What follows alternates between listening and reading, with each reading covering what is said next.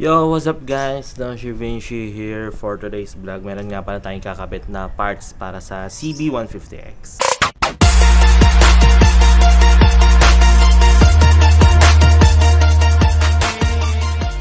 So yes guys, meron tayong kakabit na parts para sa nahiram natin na CB150X. Kung hindi nyo pa napapanood yung last vlog ko, ayun nga, meron ako ni-reveal sa inyo na new motorcycle. Pero kung tutusin, hiniram ko lang yun kay Sir Cray. Ayan, shoutout Sir Cray para sa pagpairam ng inyong Honda CB150X na gagamitin ko muna ngayon sa pagpauwi ng Cavite. At the same time, pabalik din dito sa Bicol. Sabi ko rin dun sa vlog na may mga kailangan palitan sa bike na yon, since yun nga, matagal din kasi na stock. Pero ngayon, unti-unti lang natin para kahit papano mas maging functional siya. Yan pa man, eto may mga nabili tayong parts. Ayan, meron tayong nabili dito na side mirror. Smoke ang brand, tapos Kunai. Ayan, Kunai side mirror or Kunai side mirror kung tutusin. Ito yung itsura niya. Ito yung itsura ng side mirror. Medyo may pagka-sporty, tas matulis. Ayan, kakabit natin ito sa CB150X. Sana lang bumagay. So, nakabili ko nga pala ito ng 700 pesos sa Bicol Speed Tech, na isa sa kilalang shop dito sa Bicol. And ito rin pala kadena, pansamantagal muna. Global ang brand.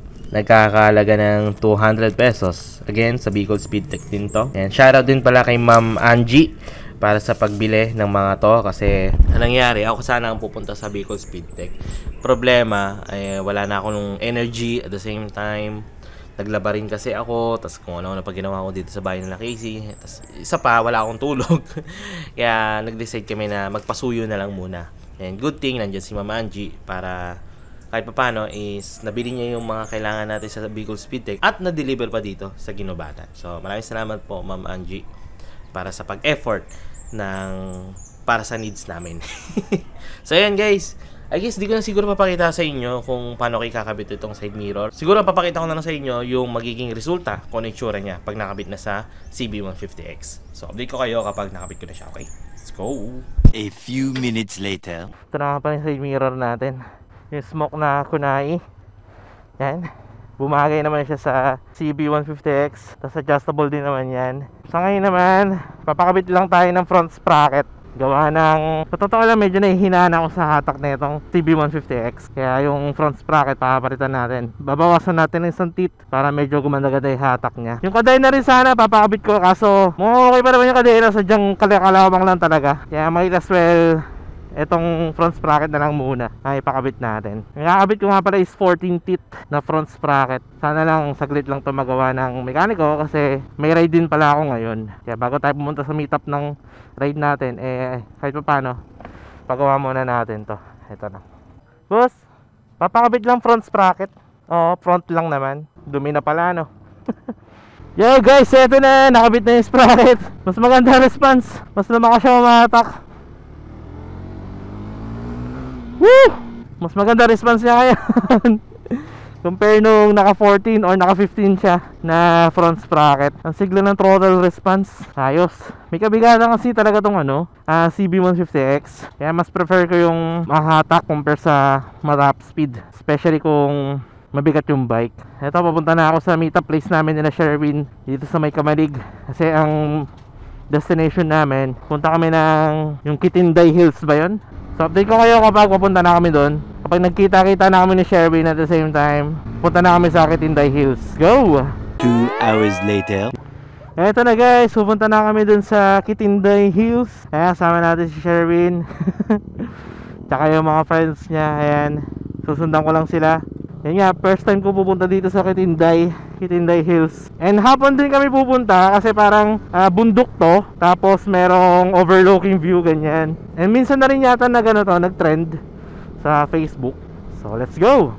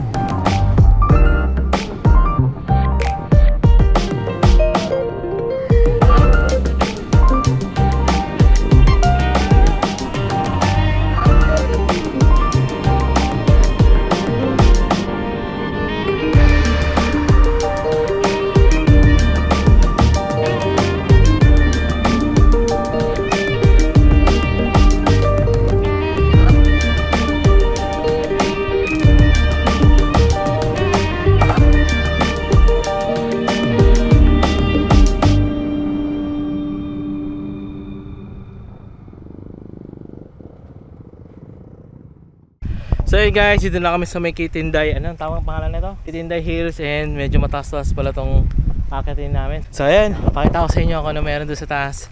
And for sure, hihingalin na naman tayo dito. Let's go!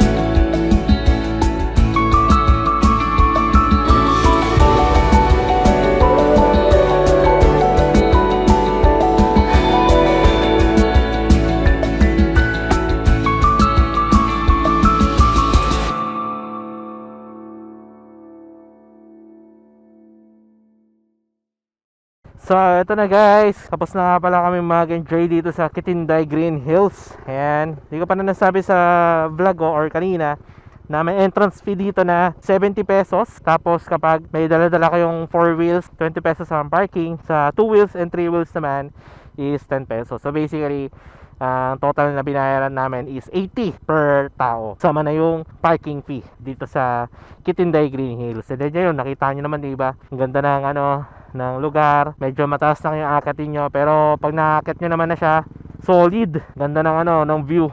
Kaya kung naghahanap kayo ng isa sa alternate na pwedeng mapuntahan dito sa Kamalig, Albay or Daragay yata to, wag nyo kaligtaan na pumunta dito sa Kitinday Green Hills. Yan, solid. Ganda.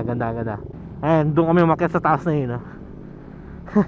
Medyo nakakapagod lang talaga pag paakyat, pero normal na yun. Tsaka worth it naman siya once na nakapunta ka sa taas, kasi ang ganda na makikita yung view. Masasabi ko siya na hidden treasure or hidden gem din, kasi napakaganda nga ng lugar. Hindi man ma-justify na camera ko yung ganda ng lugar, kaya much better talaga puntahan nyo ng personal para mas ma-appreciate nyo. And isa ko pang tip pala, pumunta kayo ng hapon, mga ganitong oras, mga alas 4, alas 5, ganyan, para mas maganda yung makikita nyong view, mas mahangin, and hindi rin ganun kainit. Kasi balak sana namin mga tanghali, umaga, ganyan. Eh nung napansin ko na walang silong, tapos yun nga, magpapagod ka talaga para lang makaakyat, eh much better nga na hapon pumunta. Hindi na namin hinintay yung sunset, pero makikita nyo rin yung sunset sa lugar na yun. Kung gusto nyo makita yung sunset, pwede rin. Tapos hanggang alas 6 lang pala sila, alas 6 ng gabi. Pag lumagpas na doon, eh hindi na sila magpapapasok. So yan yung aking quick ride dito sa Kitinday Green Hills. Isa sa hidden gem dito sa, I'm not sure kung Kamalig ba to, Dalaga, ganyan. So yan, I guess dito ko na lang din tatapusin ang vlog na to, guys. At eto, pauwi na kami.